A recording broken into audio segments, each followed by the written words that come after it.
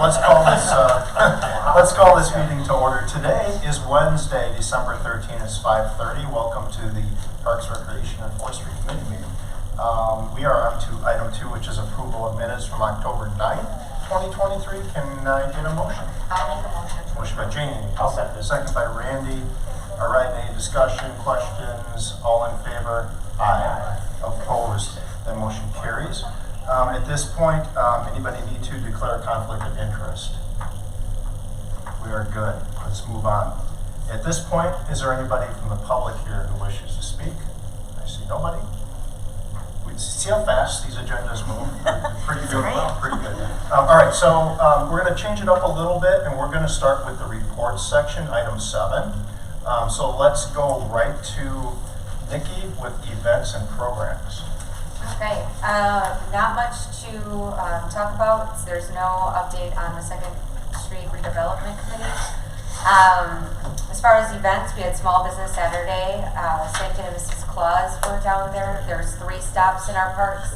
Santa and Mrs. Claus at Wenzel Family Plaza. We had the Snow Queen, I believe, at Stroman, and then we also had a stop at, Snow Queen was at Hardacre, and then a stop at Stroman. That went over really well. We had, I think Main Street said approximately 30 kids fill out the passport, so that is successful. We're trying to get people downtown to shop locally for the holiday season, and then there was also a passport for adults as well, but not at any of our parks.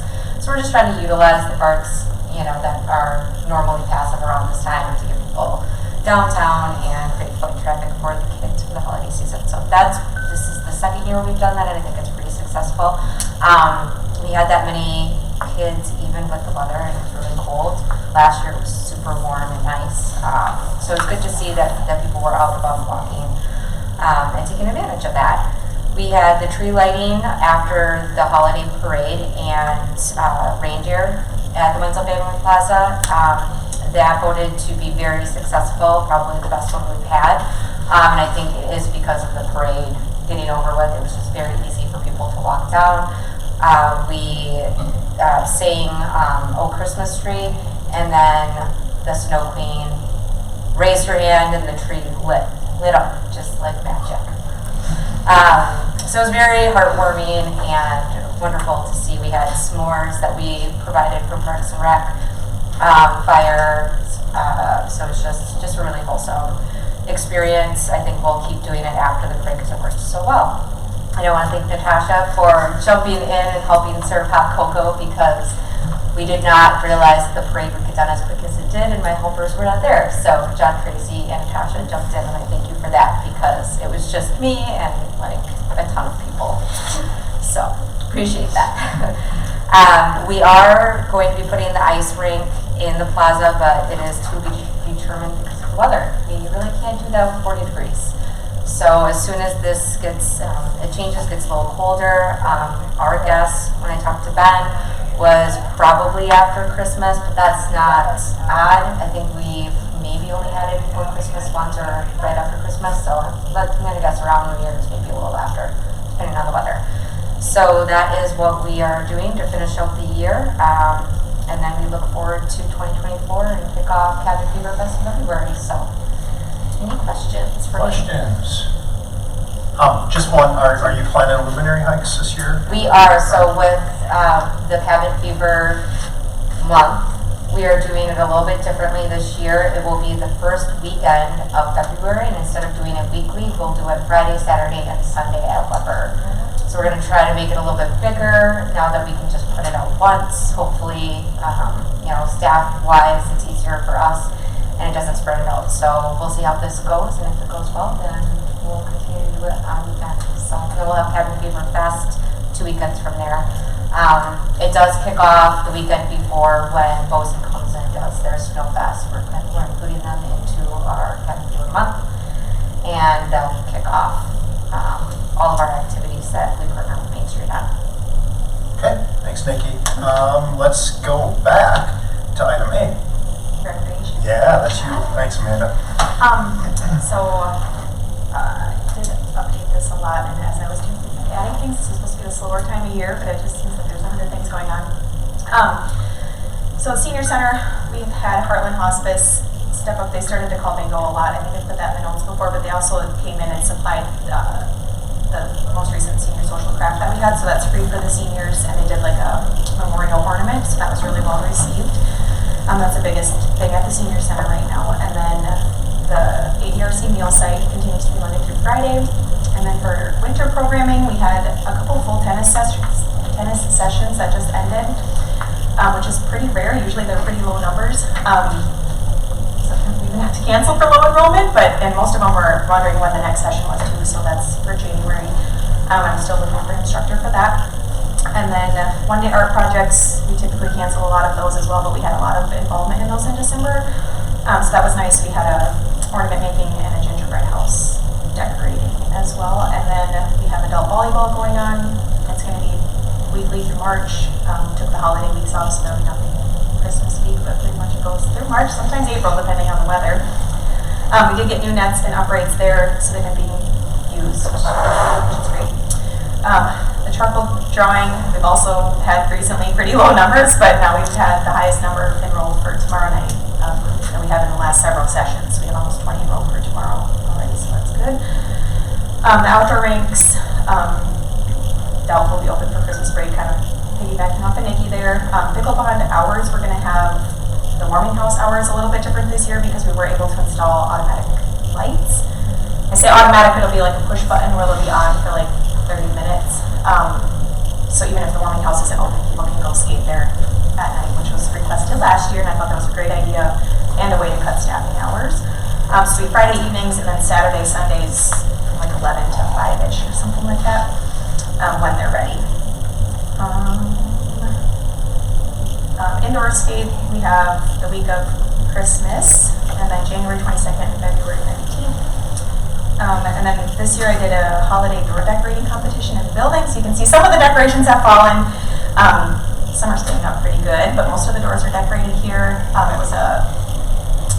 The competition goes through tomorrow for the voting, but they will announce a winner on Facebook, or we will announce a winner on Facebook. It's just based on likes on the picture. That's the only way to vote. And then every person or group that did a door paid a fee, and we are giving all those proceeds to the Ronald McDonald House to sponsor a family for Christmas.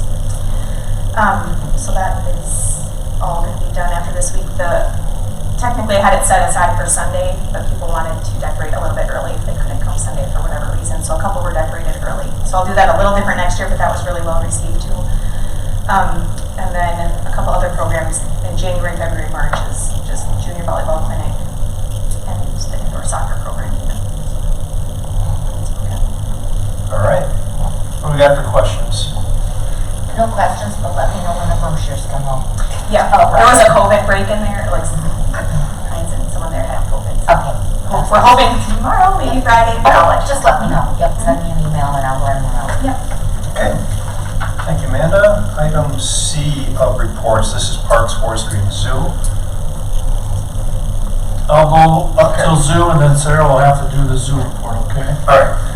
So park maintenance, right now we have American Fence doing some repairs and maintenance on the MAC softball field, which is the fairground fields. All the batting cages, everything has been winterized, all of the turf has been removed. Not the turf, but the batting cage mats have been removed and ready for winter. I mentioned Road to Winter Wonderland is going. It is going really well. Obviously the weather's nice, so they have really good attendance. Amanda mentioned it, but there's a push button timer that was installed with pickleball courts, allowing for winter skating. Tree trimming is going on right now. They've marked trees in Zone 3 for Brain Park, and as well as in October they planted 100 bearwood trees, as well as 37 ball and burlap trees on Veterans Park. And I'll turn it over to the zoo for Sarah. So currently we're in our winter zoo hours till December 31st. We're open from 7:30 a.m. to 2:30 p.m. Monday through Friday, and then 7:30 to 11:30 a.m. on Saturdays and Sundays. Beginning in the new year, when the budget resets, then we'll be going to 7:30 to 2:30 every day, which will be nice to get those hours back. We partnered with the Marshfield High School. They completely re-sided the hay barn and did new flashing on it, so it looks very nice in there.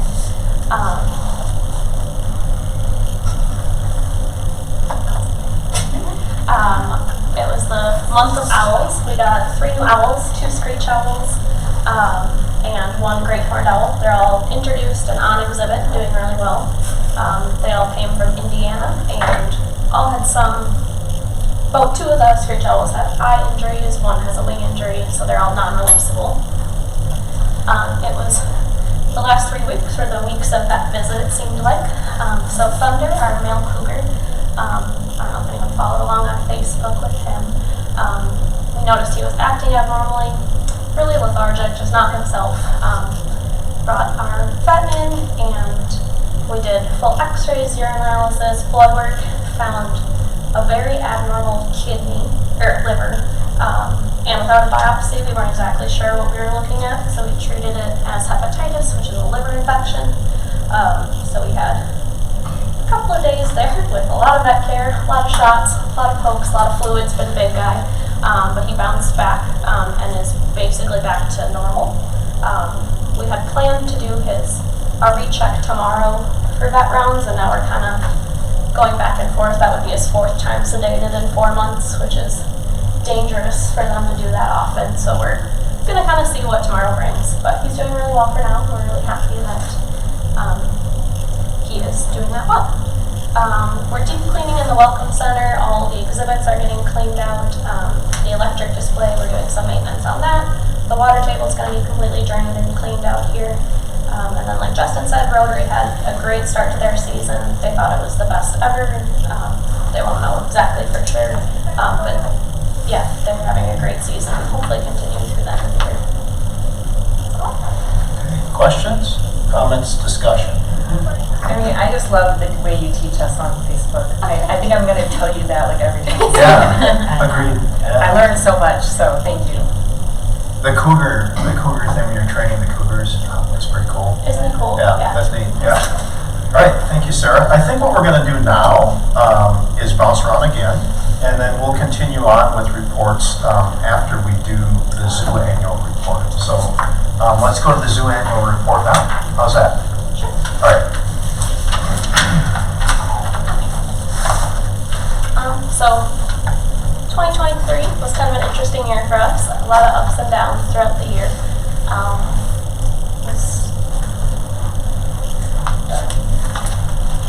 That happens. Okay. Okay. I think it happens to you too, over. Sure. There were more really good pictures up there, I promise. But we had quite a few new arrivals. We welcomed both Jasper and Felix.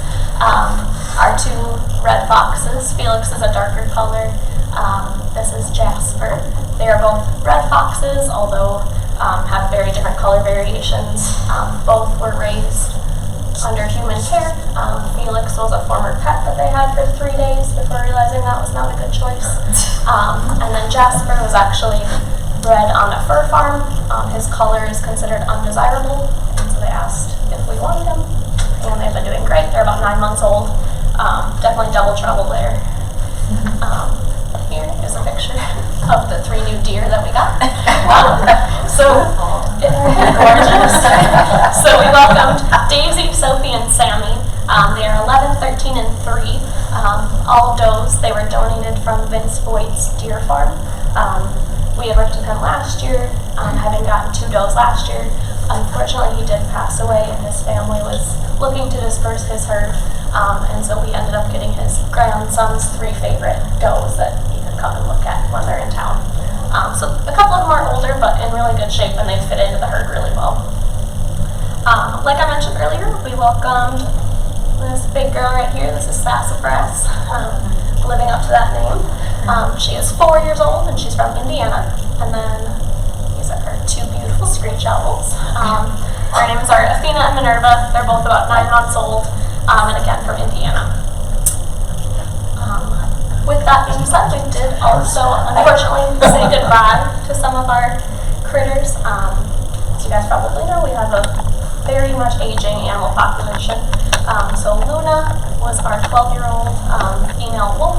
She passed from pyometra, which is an infection of the female reproductive system. Super common in unspayed canines. They're basically all guaranteed to get it, having gone through multiple heat cycles. Smokey, her brother, passed away from angiosarcoma, which is a very fast-acting, aggressive, and rare form of cancer. Blizzard, our 10-year-old Arctic fox, passed from I can't pronounce it, basically a piece of his spinal cord dislodged and ended up wedged in his cord and basically paralyzed him. So after a week of intensive treatment, he was just not improving. Gracie, our 13-year-old white-tailed doe, was found passed away. She was quite a bit older, and so we think just struggled with some age-related issues. We did unfortunately say goodbye to Ruby, our female mountain goat. She passed after an extremely difficult kidding. We thought we had made it through. About a month later, we found her deceased after her uterus ruptured. It was basically unpreventable and undetectable unless we had opened her up immediately. Along with that, we transferred Hemlock, our 2-year-old male mountain goat. He moved up to Minocqua to live with his brother. We had exhausted every possible avenue to potentially get more mountain goats in, and we're just kind of told, not now, maybe in a couple years. Knowing Hemlock's personality, we didn't want to just kind of hold out for a maybe in the future, and they're doing really well together up there. And then we both welcomed and said goodbye to Willow. She was about a year old and found running around Marshfield actually as somebody's pet. So we took her in after ordinance was called. She went in for a spay and had some complications with that, and they also found a 3rd kidney, which our vet and Madison had never seen before. That was attached to her uterus and eventually would have killed her no matter what, basically. So that was a tough year for our staff, saying goodbye. Some expected and some very much unexpected. On to a happier note. We had a really good education year. So our next education event coming up is going to be our holiday enrichment. That's going to be on December 28th at 10 o'clock. It'll be open to anybody that wants to come watch the animals get some really fun enrichment. We're working with some volunteers to get that all set up. We had a really good camp year. So we offered 3 different camps for kids and filled up every single spot and then admitted people off the waiting list. So we filled 32 out of 30 spots for the children's camp. We also continued to run the basically day version adult camp and filled 14 out of 10 spots. So those continue to be very popular, and we're starting to plan for next year already. Halloween, unfortunately the weather was really working against us. It was about 35 and pouring rain. So not our best year, but we still did have over 800 participants come and join us over a 2-day stretch. That brought in about $3,800 for continued education programs. That sounds like a good year. In comparison, last year we had about 1,200 participants and about $5,100.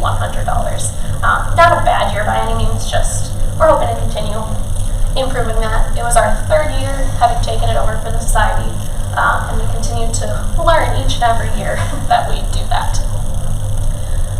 We had an incredible year for tours. We did over 50 tours and off-site programs, reaching over 1,600 people. That was our record year. We brought in about $5,500 in revenue last year from tours alone. Comparing that to the year before, we did about $4,700. So that is an area where we continue to grow and expand. And I expect next year will be even better. I never have tours booked this far in advance, and I have 7 on the books for next year already, so we're expecting that. We continue to book more and more specialty tours, which is really fun. So zookeeper in training, behind the bear scenes, and then, like always, May is our biggest month with school groups coming in. We have one school group they booked for next year as well, but they do the enrichment tour where they get to go into the animal exhibits and place pine cones and stuff. It costs $5 per participant, and they have about 140 kids come over a 2-day stretch and do that tour with us. So it's pretty cool that they keep coming back.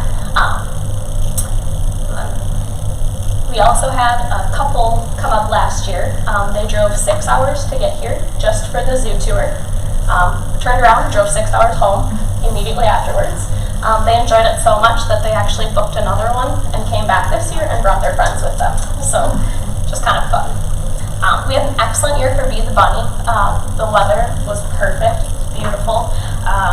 We completely sold out of baskets for the second year ever, and had a really good online silent auction attached to that, where we auction off Lincoln's antlers, paintings, and baskets that are donated by the community. So that was a super successful event, and I think my personal favorite. We had a really awesome, again, year for Wild Wednesdays. So these are the free programs that we host out of Wildwood Station, where Nikki helps us book all of the presenters. So they come from all over the state, all sorts of different topics, school groups, families, individuals, anyone's welcome to attend. Last year, they were sponsored by the Zoo Society. This year, they are again sponsored by the Society, so we're looking forward to that. If you've ever seen any of the, and River Valley Raptors with birds is also a really popular one. Who doesn't love big raptors? So total in our education and special events, we've brought in just under $25,000 in revenue compared to last year where we did about $22,000, so about an 8% increase, which is pretty cool. I talk really fast. If anybody needs me to slow down or has questions, let me know. So visitor counts and social media reach. Maybe next year will be the year I say that we had all the counters working. It's not this year. So take this pedestrian traffic number with a grain of salt. I think it's about half of where it should be. We just ordered 3 new trail counters, and I'm hoping we can keep them running. But the large animal drive, as always, is super popular. Our busiest months for both foot traffic and vehicle traffic are July, and then December, of course, with the Rotary Lights. They bring in just a huge amount of visitors, and we're very grateful to them. Our slowest months are January and February, as you might expect. In total, we had a pretty good zoo traffic year, and again, I think this is pretty low compared to where we'd expect it to be. We had some of the trail counters malfunctioning, but fingers crossed they're all up and running now. We talked a little bit about our Facebook page already. We had a really good social media year this year again. So in comparison, these are how many people we've reached over the last 3 years. So you can see a huge jump this year to about 1.6 million people. We had 3 videos. I don't know if they'll work. I can try it. I know it. It didn't work last year. We can't get the pictures to come load. Maybe we'll be lucky with this. Happy Monday, we're playing. Does that sound right? Oh boy. It does. So this video did really well. We moved the bison to a new exhibit, and they just like frolicked around for a while. Sometimes when our videos get shared overseas, they get really popular like instantly, so it's kind of fun to just watch the totals keep going up. And for some reason, people just love the bison. Not for some reason, they're cool. But so we had this video of them do really well. There was another one where they were literally just walking past me. That went really well. That was one of them. I don't know if this sound will work.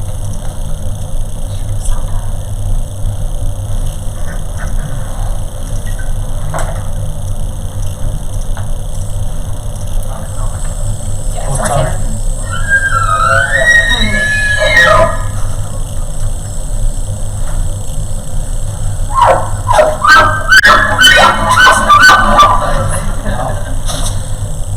There was a fence between us. I hope there's a fence. Yeah.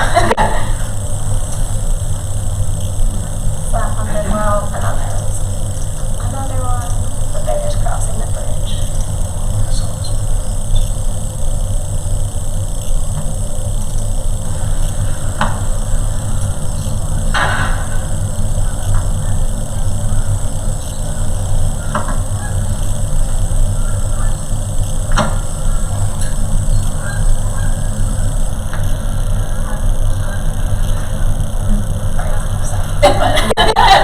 All these videos did really well and reached about like hundreds of thousands of people, which is pretty cool.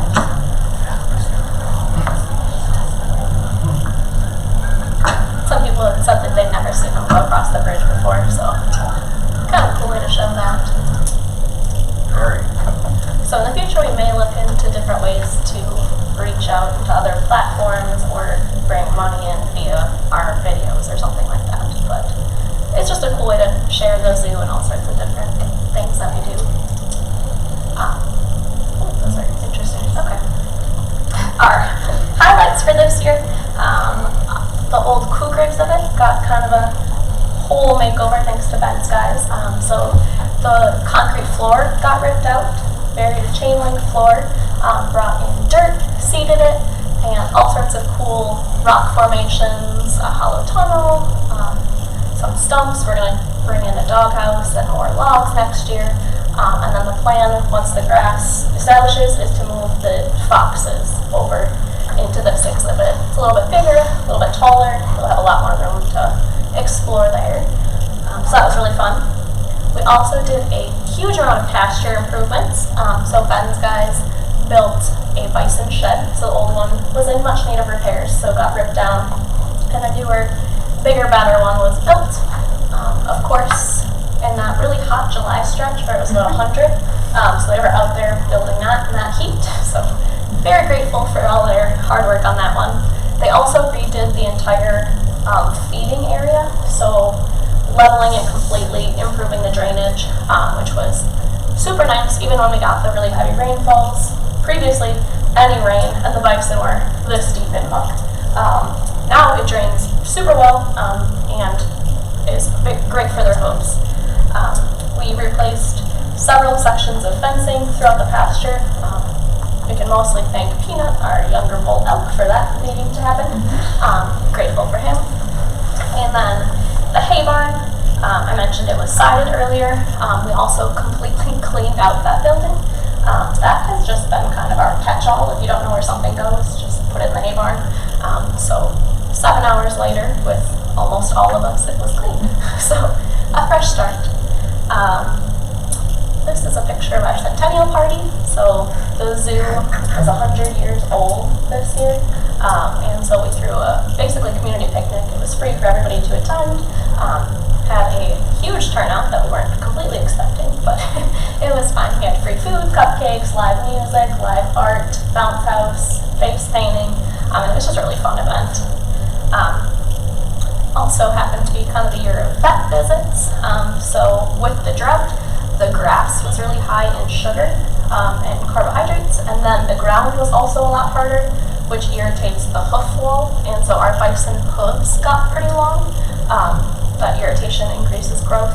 So we sedated all 7 bison, and Brian, one of the parks guys, is actually a certified farrier through his previous job, and so he came down and gave everybody a little pedicure. Our vet was on site, and so everybody got a health check and a pedicure. We typically don't do like sedation checks on the bison unless it's like a emergency situation. However, basically everybody needed it, so that was a process of that happening. We had a lot of other interesting vet visits happening this year with our animals getting older.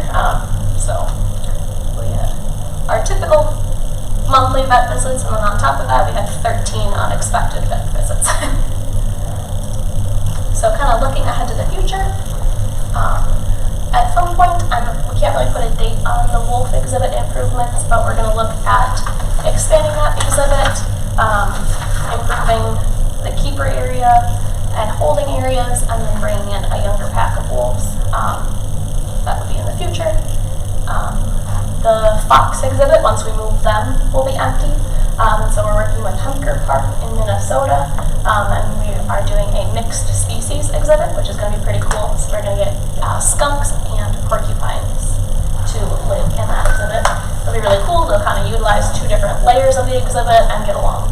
So we're hoping to get younger animals this spring, work with them quite a bit, and then potentially have them as off-site program animals, which will be pretty fun. With the rock pile pasture being empty, we're also looking at bringing in bighorn and doll sheep next year. So we're going to run a bachelor herd of males up in there, probably 3 or 4 of them. We're again working with Hempker Park, the Dakota Zoo, and Wildwood up in Minocqua. We're not sure if we'll do a mixed species with both bighorn and Dall sheep, or stick with one or the other, kind of whatever is available. They mix really well, and so that's the plan for that pile exhibit. Again, we're looking at kind of increasing our interactive signage. We're looking at offering birthday parties next year. So any of our tours can basically be turned into a birthday party now. A lot of people just don't realize that we offer that. So by having like a specific birthday party option, we're hoping to kind of bring in some more fun things like that. And then we're looking at increasing our education resources available to teachers who either are looking for things to do within the classroom, like putting boxes together that they can check out, take home, filled with biofacts, activities, books to read with the kids, owl pellets to dissect, that kind of thing. And so our intern Callista is working on that right now. We're having a little bit more free time with the weather not being super snowy, but also cold, so it's been very nice. And then this is new this year, but I thought I would just kind of recap our senior animals. All of these ages are as of next year, so the age they'll be turning next year. So we have our 2 cougars, Star and Thunder. They will be turning 16. The median life expectancy under human care is 12 for a male and 16 for a female. This is Lexi. Lexi does not look good. She looks much better in person. Lexi is 19. The average age for a lynx in human care is 14. So she has been diagnosed with diabetes for 7 years now. Her most recent vet check also showed the beginnings of kidney failure. But other than that, she's doing really well. We're managing them with a combination of diet and medication. She is as spicy as can be. That's over here is our male bobcat. He'll be turning 17. Their median life expectancy is about 18. And if you know Bats, he's just perfect. He's literally in perfect shape. Every time the vet sees him, she's like, wow, you'd guess he was a 10-year-old cat. He has no conditions at this point. Malachi is our remaining gray wolf. He is 13. Their average life expectancy is about 14. We get asked pretty frequently if we're going to be bringing in additional wolves with Malachi. The answer is no. Part of that is just due to his personality. He was never a super social wolf, even when his siblings were there. He always kind of was off to the side, never really interacted with them a ton. He's also become much more confident and actually calmer as a single wolf. And so he's doing really well. We're going to let him live out his golden years in peace, and then look at expanding that exhibit, and then starting with a younger pack. Also right now that exhibit is not built for introductions. So with wolves you kind of want them to see each other through a fence line, rotate them through the same space so that they get used to each other's smells. And right now we don't have a way to do that. It would just basically be a full send introduction. Not the best way to do that. And especially at his age and given his submissive personality, it could go very badly and we don't have a way to separate them. We have several hoof stocks that are getting up there in age. This big guy right here is Prince. He is our bison bull. And then we have a female named Mavis. They're going to be 24 and 21. The average life expectancy is 15. So they are definitely up there in age. Aside from some cataracts and arthritis, they are in incredible shape. We also have some older deer along with this. We have 4 deer that are above that life expectancy. And then we also have some older birds. These ages that I have listed here are at least this old. They were all found as adults. It's incredibly difficult to age birds. So Amber, our female eagle, is at least, that's wrong, I wrote that wrong. She's at least 31. She was found as an adult in 96. So she is getting up there in age. They can live upwards of 35-ish. And then Jax, our female hawk, and Harry, our male owl, are both about 20. And that 20 to 25 range is their kind of life expectancy. They could be much older. However, they're all in really good shape right now and getting around very well. I'm disappointed because this was actually a really cute picture. I'll open up for questions. Anybody have any questions? I've got one. First of all, I really appreciate you coming down every year and giving us this report. I know it takes a little bit to put it together, but it's really informational, not only for us, but for the public. The ages of those animals, incredible. Yeah. You know, it really is. Not something we would typically know unless you came and did this, so I appreciate that. I have one question. And maybe they don't do well in captivity, but have you ever considered a badger? Yeah. Okay.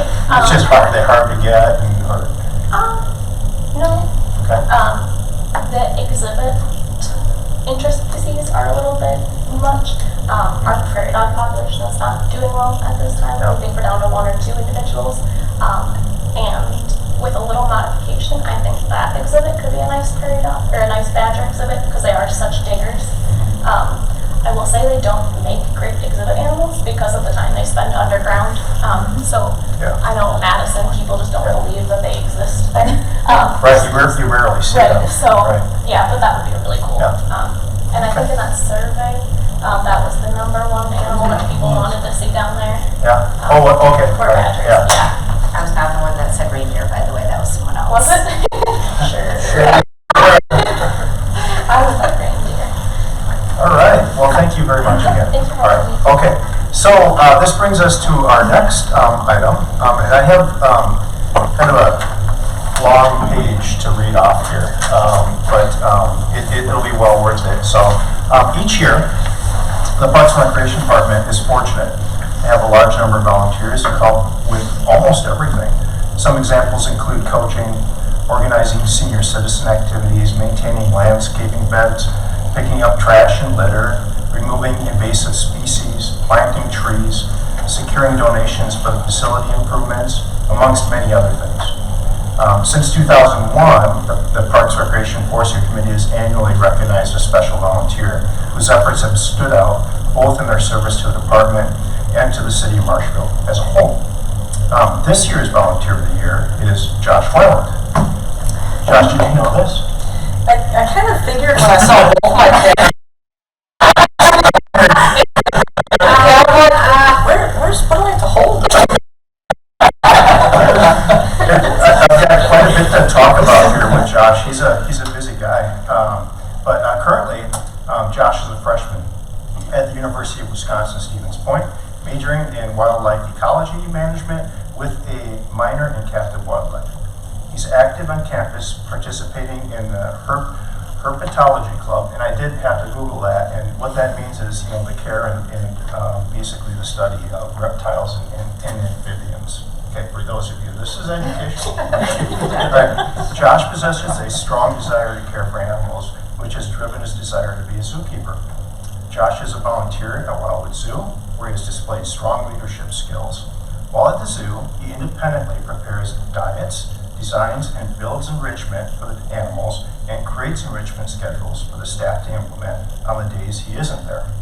Additionally, he assists with special events, such as Halloween at the zoo, which Sarah just talked about, and holiday enrichment.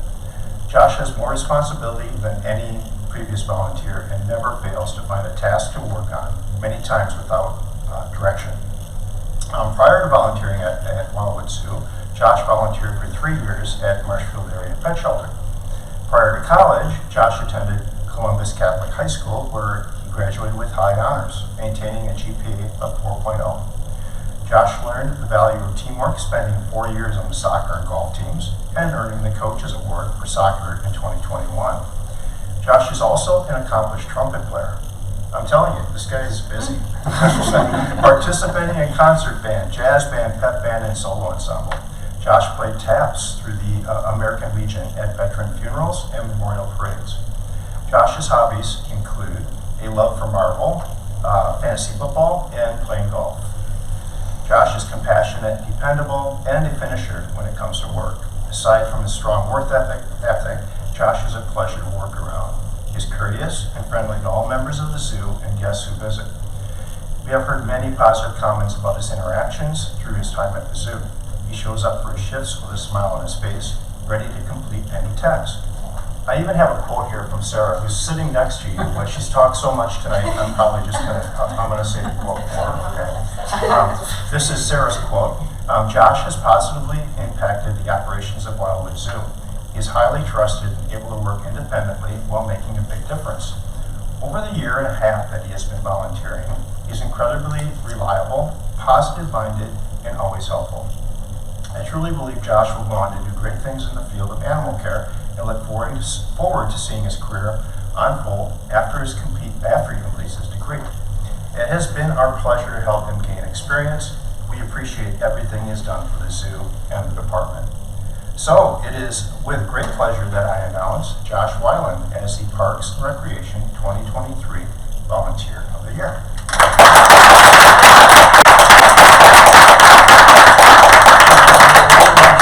I will. Josh, why don't you come up here? As part of this, we usually take a picture. We do have a plaque for you that states Josh Weiland Volunteer of the Year 2023. In recognition of your dedication and commitment to the city of Marshfield. There you go. Thank you very much. And then also there's a large wall plaque that your name will go on and stay on each year for the volunteer of the year. So with that, I think we'd like to get a quick picture, right? Yeah. Okay. I love this one. Oh. So you don't have to see all of that. All right. John, Randy wants to. Oh, yeah. Still moving.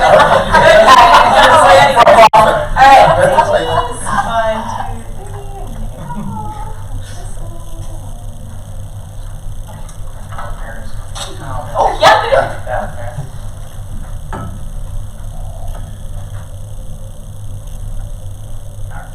Should we get parents in there too? Nice job. Thank you very much. All of you with parents, yeah. You can borrow Randy laser. All right.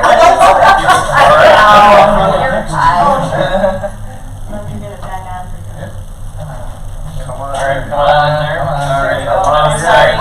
We're causing a whole ruckus here. Oh, this is so sweet. Great.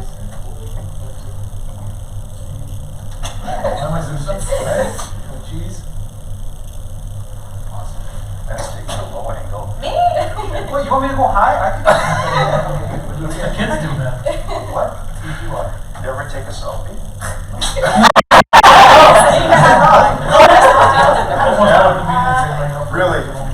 Really appreciate the work. Thank you. Thank you. Thank you very much.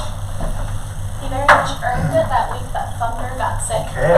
He always comes on Friday afternoons, and the vet was there on Friday. So Josh independently got all the birds fed, prepped up all the bear diets for the whole weekend, and then sent one of my interns home and finished cleaning the kitchen for us. So Wow, lots of expectations have risen. Just now, by the way. So he was supposed to be there for an hour, and he was there for about 3, and didn't just help wherever he was needed. Oh, we appreciate you guys coming down tonight. Well, we Thank you appreciate very much. it. Thank you. Yeah. Okay, so we can finish up the rest of the agenda. This shouldn't take too much longer. We were on to item D of the report section. That's the cemetery. I'm going to report for Amy then. Thank you. She had 20 burials in, not she, but the cemetery had 20 burials in October, 17 burials in November. They finished up mulching and mowing of all the cemetery, marked out several graves for Marshall Monument. And as always, they're always filling the sinking holes and then overseeding and watering those areas. And then they do have a positive thing. This weekend they have Wreaths Across America, which is an event that's put on by essentially Wreaths Across America. We started over in the East Coast of Maine, and it's now over in our cemetery this year. For the first year we're doing it. It's being put on by Wreaths Across America, but it's a partnership with Rail Transport. Rail's assisting with the transportation of the wreaths. They have like 200 volunteers. They'll put 500 wreaths on the veterans' graves on Saturday, which I think they'll have pretty good weather. The rain holds off in the morning, and then they'll come here for some hot cocoa and some snacks. So it's kind of a cool event that we're a part of called Wreaths Across America.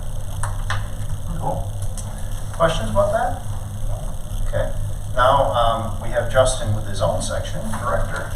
All right, you guys in front of you, which you all should grab, is a Brain Park pickleball courts. It's two-sided, one's colored quartz. It's not the actual color, it's all as close as we can get with our printer. And then the other side is kind of a plan with sizes and what's going on. But feel free to take a look at it. If you have any thoughts, comments, questions, shoot it my way, but do it by tomorrow because I got to get back to the contractor by tomorrow night. We just have good time. We want to try to get this out and out to bid in January, so we'll do it kind of quickly. There's a full detail plan, about 17 pages, but I figured you didn't want to see all of the detail on like front fence cross sections. Maybe Ben would be interested as an engineer. He might like that, but the rest of you might want to see what this looks like. But this is our pickleball courts. It's about 80% done. That means design plan's about 80%. We'll look at it again at about 90%, and then hopefully be done with it after that. So we asked the contractor to have a few kicks at it. This is our first kick at it. Have you given this to anybody on the pickleball committee? Pickleball committee has reviewed it. I met with them this morning at 10:30, as well as our city engineering staff have reviewed it, as well as our staff reviewed it. So you guys will be noticed. Any questions? Like I said, let me know. Next week we are going to look at design plans for the Fairgrounds Exposition Building.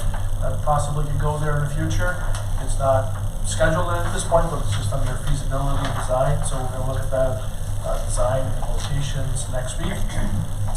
Jurassic Park did finish up with their design plans. I think they picked one and they're working with the designer on finalizing that plan. We had like 3 options and they decided to go with a hybrid of mixing 2. So the designer's going back to finalize what that will look like.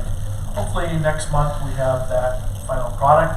I'm not sure if the designer or the community is going to want to release that to the public quite yet because it's pretty sensitive because we're not going to actually move forward with it until Clyde and Nancy are done doing their stuff, so we don't want to push it too much. The court is going to be presented to us in our next meeting, so January will probably be just dedicated to comprehensive outdoor recreation plan. We usually have Rotary come in, but I'll push that back till February because I don't want to have it too long. And then Wenzel Restroom, we're working with Bozen on final design and construction documents to be once again bid out early part of next year. So it's been busy December and November. Okay, questions for Justin? I got 2. Yes, sir. It won't take long. What kind of feedback did the pickleball group have on the design? They're happy with it? Yes. Yep. They're happy. Okay. Basic questions that we've already kind of like, would there be outlets near the light poles? Sure. Some minor stuff that we already kind of marked up and knew about. Okay. They had about 4 things. Okay. But their fundraising is going really well. I'm hoping that they can meet their mark or surpass it. So I'm really happy that they took the ball and ran with it. Nice. Great. And then on the corp plan, will we have a copy of the corp plan before the meeting to take a look at? I could ask. Yeah. I didn't get that far. I said, please present it at our January Oh, meeting. I see. I asked him to present it at the Yeah. January meeting, like, this is about time. So he said, yes, he would do that. Okay. But I didn't ask if we could have it ahead of time, so I'll ask. All right. Thanks. Yep. That's all I had. Anybody else? Okay. Anybody from Parks, Recreation, Forestry Committee, items for future agendas, anything you'd like to bring up? Now's the time. Well, before I forget, John, I did put a little thank you gift for Christmas in your spot. A little bag of chocolate. Feel free to indulge in those or share them. I know Jan always brings cookies, so did you bring more cookies, Jan? Thank you, Justin. Appreciate it. Okay. Seeing nothing else on the agenda, we are at the end. I declare us adjourned.